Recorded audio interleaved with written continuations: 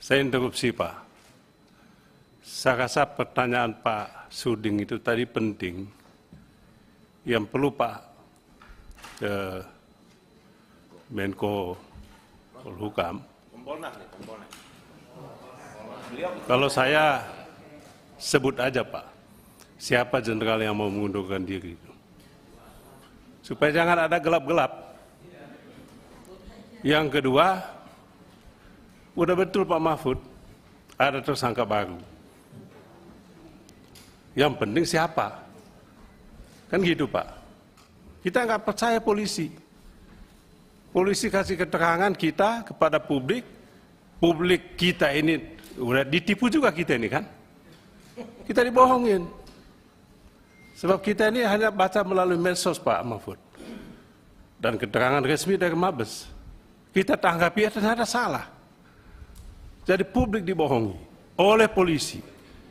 Maka mestinya Kapolri diberhentikan sementara, diambil alih oleh Menko Polhukam untuk menangani kasus ini supaya objektif dan transparan. Itu Pak Ketua. Terima kasih.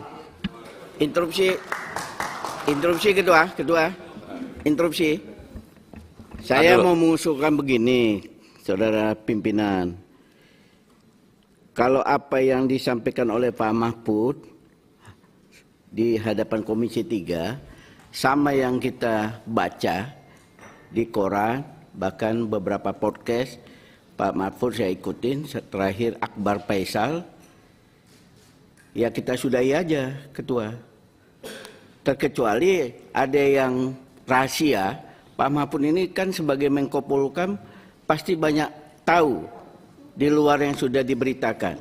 Ya kita buat tertutup rapat ini. Jadi kalau nggak ada yang baru, ya kita akhiri supaya Pak Mahfud 11:30 juga tidak terganggu waktunya. Begitu pimpinan. Terima kasih. Terima kasih. Pak Mahfud, karena Pak Trimet nanya, ada rahasia enggak?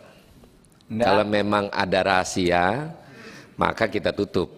Tapi kalau tidak ada yang rahasia, lebih baik dibuka saja.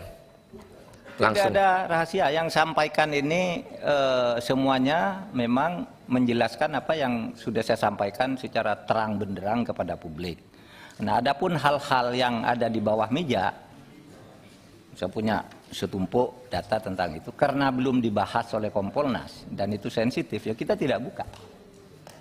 Oleh sebab itu saya juga berhak tidak mengatakan tidak. Saya tidak akan membuka suara. Tapi jangan berpikir bahwa kita tuh hanya ngomong di koran. Itu tadi di kronologi itu kan ada jadwal Kompolnas ketemu Kapolri, jadwal surat yang kita meminta agar, itu surat resmi itu, kita meminta agar dilakukan pemakaman secara kepolisian, itu surat kita ada.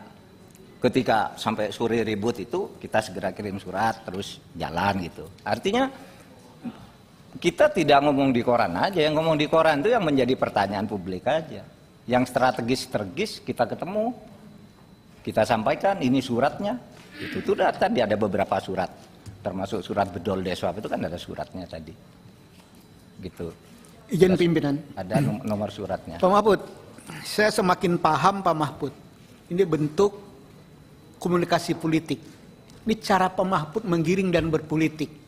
Kalau istilah Pak Suding tadi, belum diumumkan Pak Mahfud menggiring dulu. Ini cara Pak Mahfud berpolitik di dalam pemerintahan kelihatan ini. Iya. Begitu Pak ya? Ya, waktu saya di MK juga begitu dulu. Kalau orang tidak bisa mengungkap, kalau gitu saya paham buka Pak. aja biar Ya. boleh mengiring. Jadi yang samar-samar daripada ditutup pihak yang mau Pak Mahfud mendahuluin gitu loh.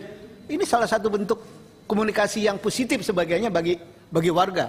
Luar biasa nih Pak Mahfud. Saya menganggap itu penting karena Ya. kadang-kala Kalau orang ini, tidak kalau betul muncul. ini Pak, saya apresiasi Bapak. Iya. Terima kasih Pak.